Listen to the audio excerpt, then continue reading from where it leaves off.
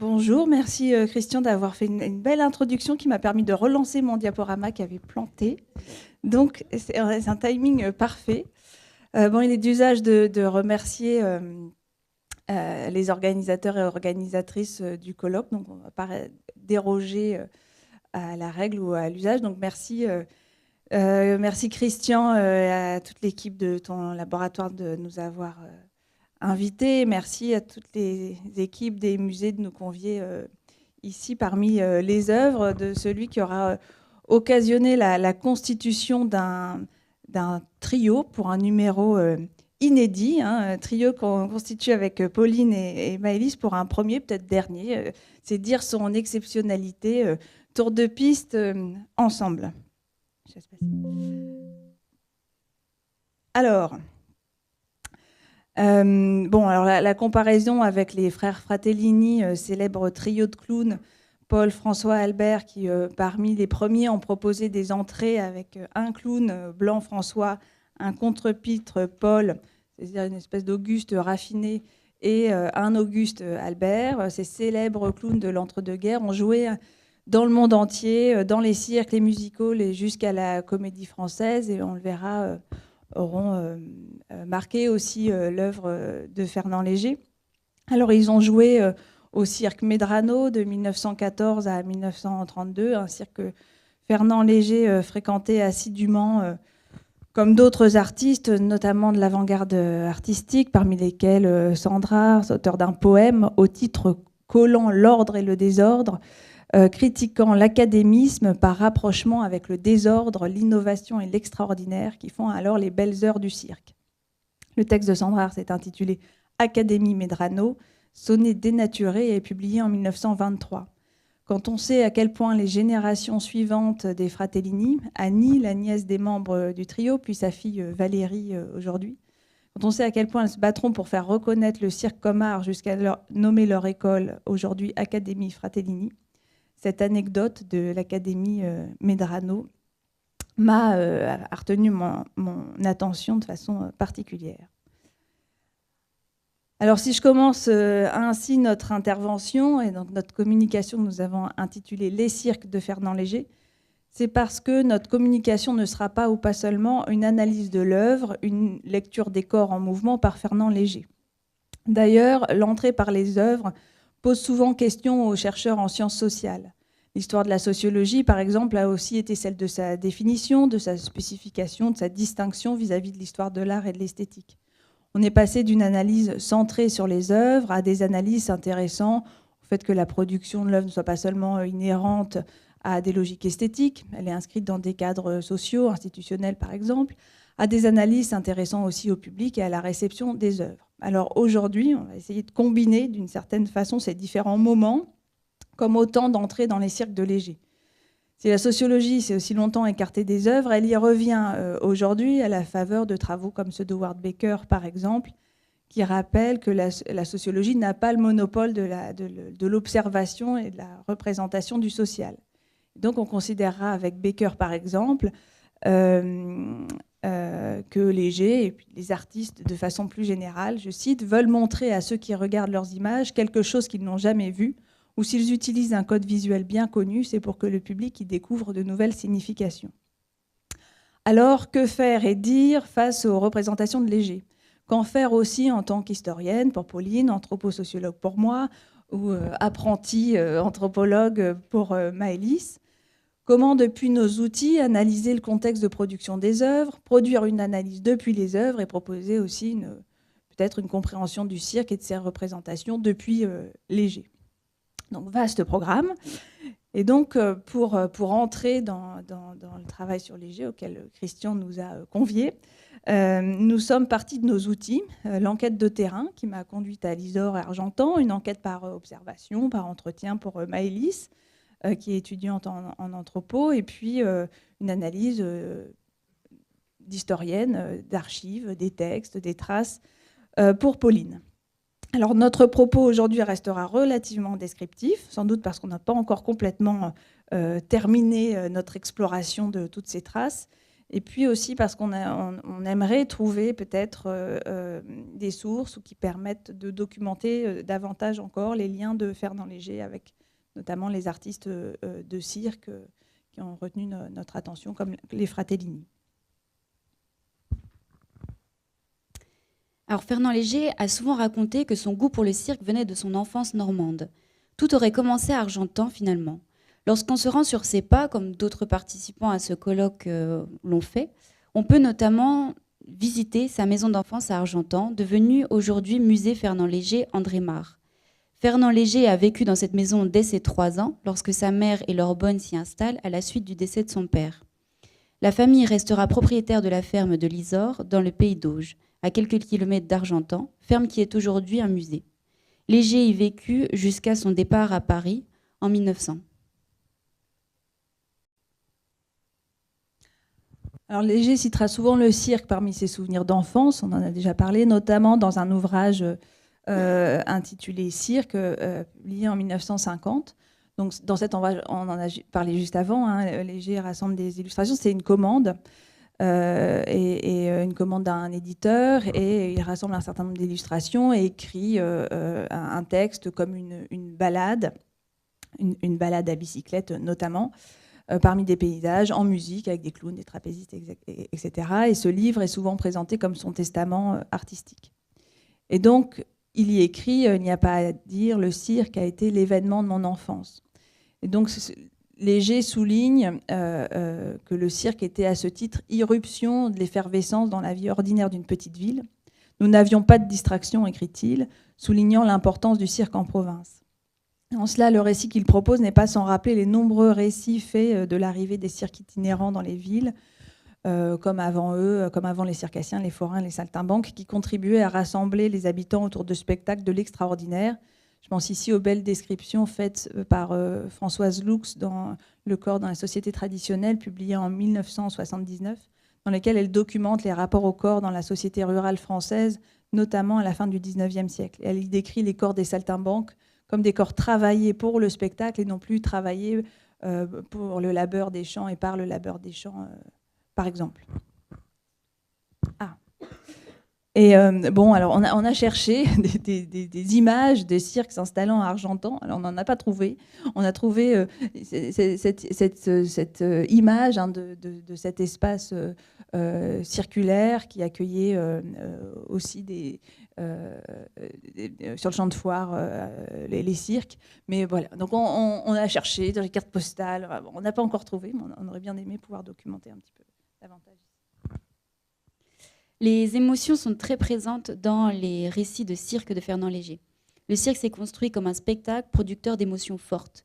Donc le cirque a fondé sa reconnaissance, voire sa légitimité, sur son potentiel spectaculaire et sa capacité à spectaculariser les exercices, qu'ils soient équestres, sportifs, gymniques, etc. En cela, il est le lieu du jeu des contraires, ce qu'on retrouve dans la peinture de Léger, du fort et du faible, de la vie, de la mort, de l'ordre, du désordre, etc. Fernand Léger relate l'anxiété face à l'acrobate en mouvement, la peur enfant face aux animaux ou aux clowns. Il évoque aussi la surprise, l'étonnement, l'admiration, etc.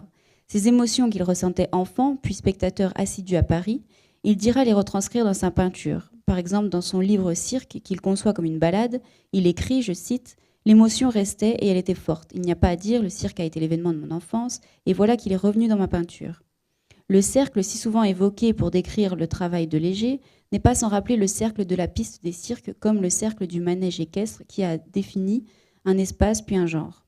Il serait sans doute erroné de considérer les cercles de Léger comme une référence systématique au cirque. Néanmoins, dans sa symbolique, le cirque est pour Léger aussi un retour à l'enfance. Le cirque est un circuit, écrit-il, tu veux partir en voyage mais tu reviendras toujours au point de départ. Dans son ouvrage de cirque, il y a de multiples références à l'enfance. Alors, on a mis quelques extraits ici. Peut-être simplement vous lire un extrait. Par exemple, les enfants ont réinventé le monde puisque les grands spectacles naturels comme les nuages, les vagues, les soleils et la lune président à nos étonnements d'enfants. Donc, il y a cette référence récurrente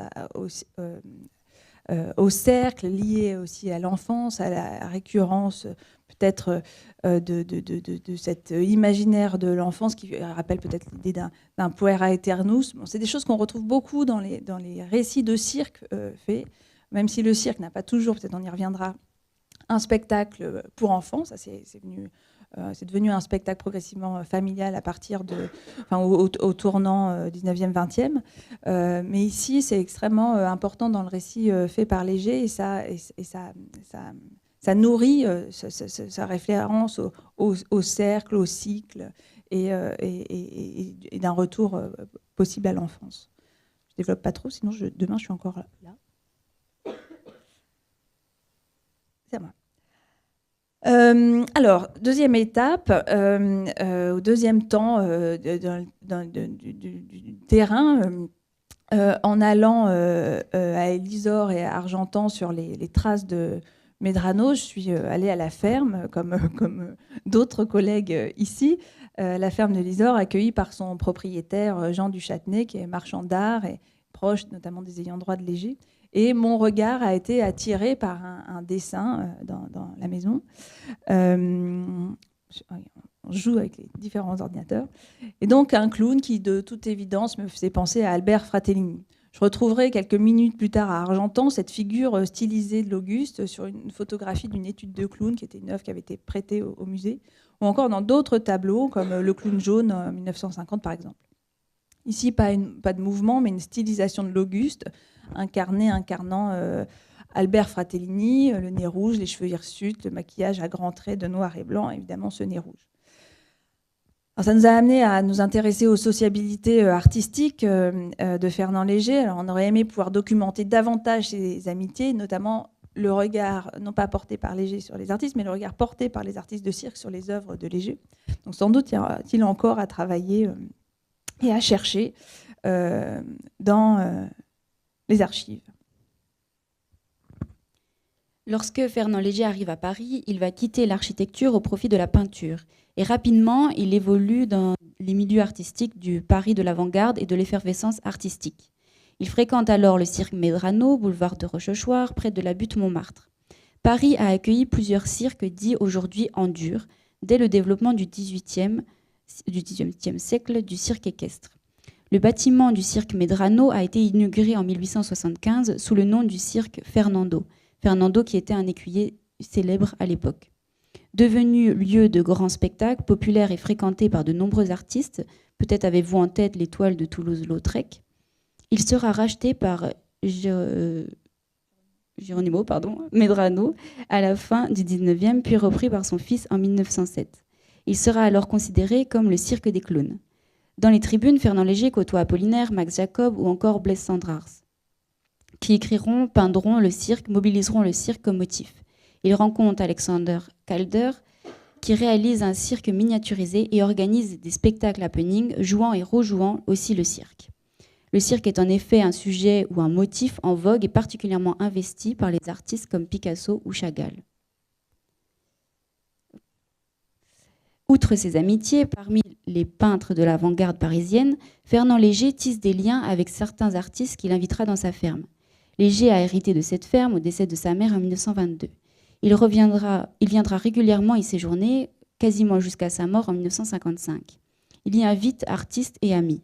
Dans la salle d'exposition du musée Ferme, quelques photos de ces moments joyeux dans le pays d'Auge. Sur certaines, on reconnaît les Fratellini que Léger a reçus à plusieurs reprises à Lisor. À Lisor, on peut donc voir quelques photos personnelles exposées, dont certaines relatent les temps partagés, des temps joyeux et de complicité évidente avec les artistes invités. On sait notamment que les Fratellini et les Marcello sont venus à la ferme. Ensemble, ils jouent en réalisant quelques figures acrobatiques comme des pyramides. Sur cette photo à droite, donc en bas à gauche de l'image, on aperçoit Fernand Léger en bas de la pyramide. À son sommet, le voltigeur réalise un équilibre sur les mains, le corps courbé tel qu'on pouvait le voir dans les cirques comme dans les gymnases dans les années 1930. La porosité entre les gymnases et le cirque est importante. Dès le milieu du 19e, les directeurs de cirque ont exploité spectaculairement les exercices des gymnastes, bien que les promoteurs d'une gymnastique rationnelle s'y soient opposés. De nombreux acrobates sont finalement des gymnastes débauchés pour venir faire des numéros sur les pistes de cirque. Cela reste vrai aujourd'hui malgré le développement des écoles de cirque. Et on retrouve dans l'histoire du cirque une image des corps acrobatiques directement liée à celle des corps gymniques. Corps droit, valorisation de corps travaillés, exploration des limites de l'équilibre notamment.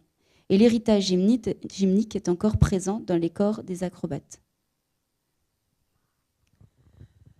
Alors Léger va principalement peindre le cirque à deux périodes, dans les années 20 puis dans les années 50. On sait que ce retour au cirque serait influencé par les séjours de Léger aux États-Unis, notamment pendant la Seconde Guerre mondiale, et il assistera notamment aux États-Unis aux représentations du géant Barnum. Alors avant de décrire les corps de cirque de Léger, indiquons simplement et rapidement que le cirque intéresse Léger comme loisir populaire et comme loisir de son temps. Je précise aussi que le cirque n'a pas toujours été populaire, notamment dans la composition de ses publics. Le cirque entre-deux-guerres reste fréquenté par les élites artistes, mais n'est plus uniquement un spectacle au public adulte, aristocratique et bourgeois comme il a pu l'être auparavant. Les directeurs de cirque au tournant du siècle ont en effet commencé à diversifier leur public, comme on dit aujourd'hui, dans une logique marchande, notamment en cherchant à toucher un public plus familial. Et ce caractère populaire, notamment dans l'assistance, n'est pour autant pas spécifiquement traité par Léger. Il n'est pas non plus traité sur le registre de la bohème, comme l'ont fait d'autres artistes de son époque. Léger donne à voir des corps qui ne sont pas des corps fragiles, mais des corps puissants, des corps robustes, travaillés, on l'a dit, comme ceux des travailleurs du bâtiment, acrobates ouvriers des constructeurs. Alors, le rapprochement ouvrier-artiste de cirque contribuera peut-être à une forme de déréalisation du travail, à l'origine de l'incompréhension peut-être et de la mauvaise réception du projet de Léger pour les constructeurs, par les travailleurs, lorsqu'il avait présenté cette toile auprès d'ouvriers pour l'offrir à la CGT. Alors, Léger s'intéresse aussi au cirque, et c'est l'objet de la thèse de Corinne Pinsna, comme un spectacle de la modernité, ce qu'il est, un espace, le cirque est né de la modernité. C'est comme le sport d'ailleurs, c'est un espace de monstration des progrès techniques et technologiques, un espace de spectacularisation de corps maîtrisant l'espace, valorisant l'exploit, un espace aussi architectural et mécanique aussi. Et puis le cirque peut aussi être le lieu du merveilleux, de la joie, du retour à l'enfance, de la liberté, et peut-être un antidote aussi à la modernité critiquée par Léger. Le cirque peint par Léger est celui des chevaux, je cite, qui tournent, des ours qui passent dans leur cerceau. Il décrit aussi les clowns qui, je cite, meublent le vide entre les attractions en créant de la laideur, de l'inhumain. Les jongleurs semblent aussi faire partie du tableau en lançant ses anneaux dans l'espace. En somme, Léger donne à voir le cirque qu'on qualifie aujourd'hui de traditionnel. Et on considère en effet, en général, que le cirque dit traditionnel se serait structuré esthétiquement sur des conventions proches de celles du cirque de l'entre-deux-guerres. Si on s'arrête sur les corps des acrobates de Léger, on constate évidemment que le projet de Léger est totalement différent de celui des sœurs Vesque, artistes peintres du Muséum d'histoire naturelle. Elles ont peint et fréquenté les mêmes artistes que Léger, comme les Marcellos, de manière très réaliste.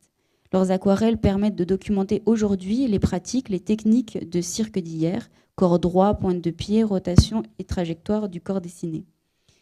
Léger avait déjà fait le deuil de la possibilité de la peinture de représenter fidèlement le mouvement. Face au développement du cinéma qu'il appréciait, il craignait la fin de la peinture. Comme Duchamp, qui lui a exploré la chronophotographie avec son nu descendant de l'escalier en 1911, Léger a exploré d'autres possibilités d'exprimer le mouvement en peinture. Dans les premières représentations des acrobates par Léger, ici en 1918, les corps sont encore marqués par une forme de rectitude dans certaines lignes droites et par leur insertion au milieu de formes géométriques et par le découpage, collage de membres ou parties du corps isolés, dans un espace fragmenté, tubes, cylindres, sphères, etc., produisant un effet de quasi-abstraction à partir d'éléments du réel. Dans le cirque Medrano, en 1918, les lignes courbes peuvent évoquer le cercle de la piste, cercle du manège équestre, de l'arène, etc. Et les corps sont cités à l'intérieur d'un espace architectural géométrique. Léger, on le sait, a été formé en architecture. Il voit et donne à voir la mécanique et la modernité dans la structure architecturale même du cirque ou celle des agrès, par exemple avec le trapèze, les barres, etc.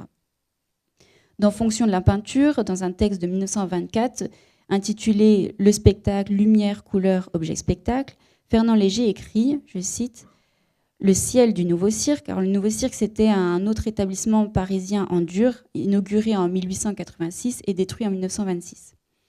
Donc, le ciel du Nouveau Cirque est un monde tout à fait merveilleux. Lorsque perdu dans cette étonnante planète métallique où brillent les projecteurs, le petit acrobate risque sa vie tous les soirs. Je suis distrait.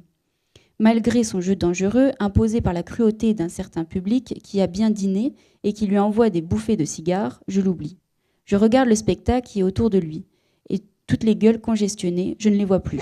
Je suis pris par cette architecture de mâts colorés, de tubes métalliques, de fils qui se croisent et qui agissent sous l'effet des lumières.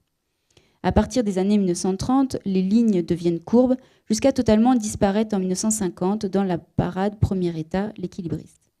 Avec le temps, Fernand Léger semble enlever les lignes droites pour donner place uniquement à un ensemble de courbes pour représenter les acrobates circassiens, pour faire de ces corps les courbes mêmes. Dans la parade, les corps sont eux-mêmes portions de cercles, comme des mouvements perpétuels des corps à plat. Voilà, bon, ça c'était une autre représentation de l'évolution de ces représentations du corps et de ce corps courbe. Bon, ce qui nous a intéressé, c'est aussi de constater que dans le cercle se fondent progressivement les corps, et au cirque, en tout cas celui de l'époque de Léger, le cercle est partout. Il dit rien n'est aussi rond que le cirque, et il insiste régulièrement sur la rondeur qui le marque en associant l'espace de représentation et les figures même des acrobates, en parlant des roues comme objet, comme figure. Je cite, « Si je réagis devant l'acrobate faisant la roue, c'est plutôt comme le tour de force. Mais qui vous dit que la roue elle-même traversant la scène, mise en valeur spectacle, n'atteigne pas plus de beauté et ne donne plus d'étonnement? Les objets ont une force plastique que rien ne peut troubler. » Cette métaphore lui permet aussi d'associer les acrobates aux objets, allant même jusqu'à ne plus faire de distinction. Tout doucement, faites disparaître le bonhomme, je cite, « Je vous jure que la scène ne sera pas vide, car nous allons faire agir les objets. » Alors dans sa peinture, on l'a dit plusieurs fois, Léger opère par contraste, mais il opère aussi par captation d'un réel, notamment les objets du quotidien, par une forme d'abolition, de mise à plat des hiérarchies. J'ai mis ici ce tableau avec la Joconde et un trousseau de clés. Et peut-être s'agit-il aussi d'opérer de la sorte dans la hiérarchie entre les arts. Il opère aussi avec ces citations fréquentes de figures qui circulent d'une toile à une autre, l'Auguste, le clown, l'échelle, les chaises. Et puis on retrouve aussi des éléments caractéristiques de l'art populaire dans l'œuvre de Léger, le rapport au réel, au concret, qu'on retrouve dans ce qu'on appelle aussi aujourd'hui le cirque dit traditionnel, avec un primat du faire, de la prise de risque dite authentique, sur même si tout ça est extrêmement artificialisé, en tout cas il y a une forte valorisation du faire sur quelque chose qui serait plutôt de l'ordre du métaphorique. Et le cirque traditionnel est aussi, en tout cas le cirque de son époque, une écriture par collage, des numéros, des identités, des objets, du traditionnel, notamment issu du forain, et du technologique, par exemple. C'est ce qui a fait les heures de gloire du cirque et qui a attiré de nombreux artistes et qu'on retrouve particulièrement dans l'œuvre de Léger. Puis moi, ce qui m'a intéressé, je fais une petite transition vers Maëlys, c'est que les nouvelles écritures de cirque, c'est-à-dire celles qui ont émergé à partir des années 1970-1980, se sont beaucoup interrogées et s'interrogent encore aujourd'hui sur ce qui fait cirque. Le cercle, le risque, peut-être le numéro. Et certains artistes de cirque aujourd'hui revisitent l'écriture par numéro et opère par des collages qui me font penser au collage proposé par Fernand Léger, en revisitant le numéro, en revisitant par fragmentation, en opérant des collages entre des récits de soi, par exemple, et puis des numéros de cirque, et notamment le travail de Marussia Diaz-Verbeke, avec des créations comme Circus Remix, 23 fragments de ces derniers jours. La notion de fragments me semblait ici intéressante à mobiliser. Donc, dans notre dernière balade dans le cirque de Léger, oui, on va finir avec Maëlys, On s'est intéressé aux traces, peut-être, ou à la manière dont ces images de cirque pouvaient dialoguer avec le cirque aujourd'hui. Et Maëlys, notamment, a pu mener quelques observations. Oui, alors moi, mon travail, ça a été notamment d'observer les interventions de Piste d'Azur au musée Fernand Léger. Donc il y a une collaboration qui est faite entre le musée et le Centre régional des arts du cirque, donc Piste d'Azur, depuis 2017. L'objectif, ça a été de construire une programmation culturelle au sein du musée. Voilà, donc tout s'organise autour de 3 axes de programmation. J'ai pu observer seulement le premier, donc le cirque en folie. C'est un axe basé sur la pratique amateur. Donc oui, on voit les photos juste ici. Au cours de la journée, il y a des intervenants de Piste d'Azur qui se rendent au cirque pour sensibiliser le public. Des ateliers pluridisciplinaires sont mis à disposition. Il y a une fanfare, donc c'est la fanfare de Piste d'Azur, qui est organisée par les parents d'élèves notamment et certains élèves, qui va ouvrir l'événement. Donc on peut retrouver un peu l'esprit Fernand Léger avec le cirque traditionnel, la fanfare, la liberté surtout. Donc la fanfare va être présente dans les 3 axes de programmation. Une fois que la fanfare a fini de jouer, les spectateurs peuvent chacun se diriger vers les différents ateliers. Donc on retrouve encore une fois l'idée vraiment de liberté. Donc ce que j'ai pu observer notamment, c'est des enfants qui jouaient partout, qui faisaient du cirque un peu partout, donc dans le champ qu'on a pu voir en arrivant. Donc il y a vraiment cet esprit qui est représenté. Il y a 2 autres axes de programmation. Eux, ils vont être plus axés sur créer un lien entre les œuvres et un spectacle vivant. Donc on constitue un dialogue direct avec les œuvres de Fernand Léger. Le premier événement, c'est avec les étudiants en formation professionnelle. Donc là, on encourage la création, on accompagne les étudiants dans leurs apprentissages. Donc je n'ai pas pu observer malheureusement cette intervention de Piste d'Azur. Mais il y a une visite, à ce qu'on m'a dit, du site par les élèves qui va être faite. Ils vont prendre connaissance des œuvres de Fernand Léger, aussi du site qu'ils ont à mobiliser. Et ils vont pouvoir créer un spectacle à travers tout ça. Donc ça leur permet d'avoir un bagage culturel, de découvrir l'histoire de l'art et de comprendre qu'il est possible de s'inspirer d'autres artistes que d'artistes de cirque. Donc là, c'est vraiment un spectacle sur mesure fait avec les dispositions du site. Et on cherche à créer un lien et un dialogue entre les œuvres et le spectacle vivant. Donc généralement, c'est sous forme de déambulation avec des jongleurs et des acrobates. Il y a toujours la fanfare, donc on voit vraiment les œuvres de Fernand Léger, notamment par exemple l'œuvre Acrobate et musicien de 1945, qui peut être un peu liée à ces formes de spectacle. Donc des costumes colorés sont utilisés pour rappeler l'univers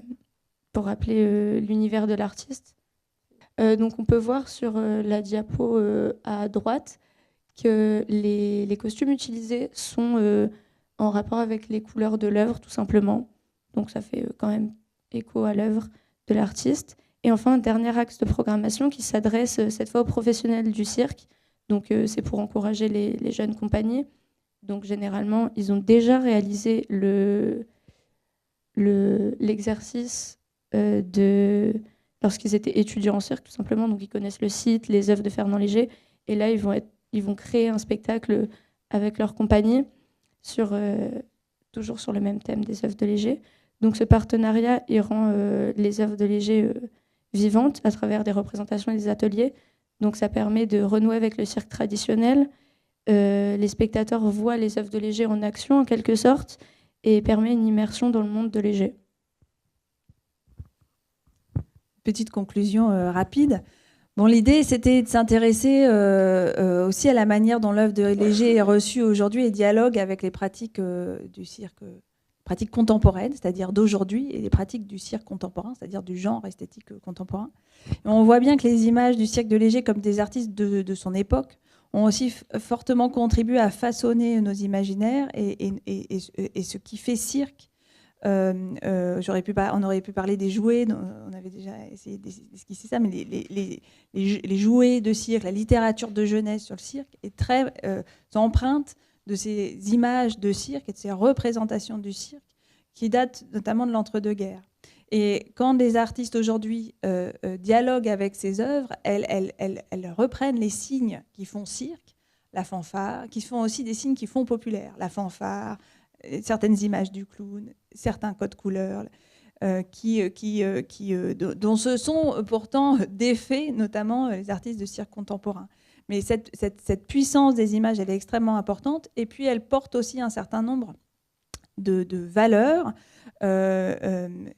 associées au populaire, qui ont été très investies par les artistes de cirque dits contemporains, ou les pionniers du nouveau cirque dans les années 70-80, et qui peut-être fait un peu écran à la manière dont on pourrait analyser le rapport de Léger au populaire. Et donc peut-être ce que j'aurais beaucoup aimé réussir à documenter, c'est ce rapport-là de Léger au populaire et de son rapport au cirque comme art populaire, en évitant les plaquages et les relectures contemporaines ou le goût du cirque qu'on a aujourd'hui comme loisir populaire sur ce cirque des années 20 aux années 50. Par contre, on retrouve effectivement des éléments qui sont très intéressants et très caractéristiques. Dans Parade, on est dans une espèce de portrait de famille carnavalesque avec des corps objets quasiment à plat, dans lequel on retrouve les musiciens, ça aurait pu être une fanfare, le clown blanc, l'Auguste, les objets techniques, voire architecturaux, et toute une imagerie qu'on retrouve aujourd'hui qui transmet aussi les signes qui font cirque et qui ont été réinvestis, en l'occurrence par les élèves de l'école de cirque que Maëlys a pu observer. Voilà, bon, je ne développerai pas, mais on pourrait continuer à déployer, à déplier ce rapport au populaire plus encore. Merci.